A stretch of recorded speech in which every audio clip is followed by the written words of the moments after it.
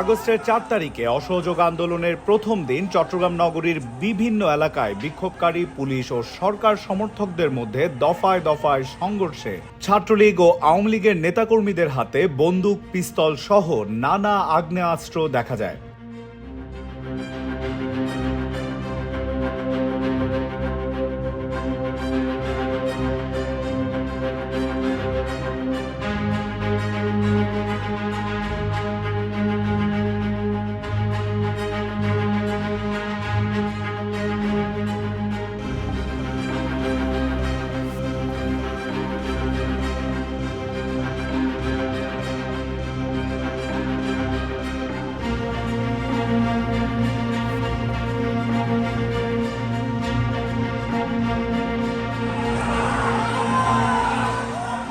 দুপুর 1টা থেকে 2টা পর্যন্ত প্রায় 1 ঘন্টা ধরে গোলাম রসুল মার্কেটের সামনে এই সংঘর্ষ হয়েছে।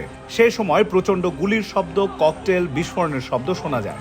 সর্বশেষ গতকাল রাত 10টায় নগরীর কিছু কিছু এলাকায় থেমে থেমে সংঘর্ষ ও সংঘাতের খবর পাওয়া গিয়েছে।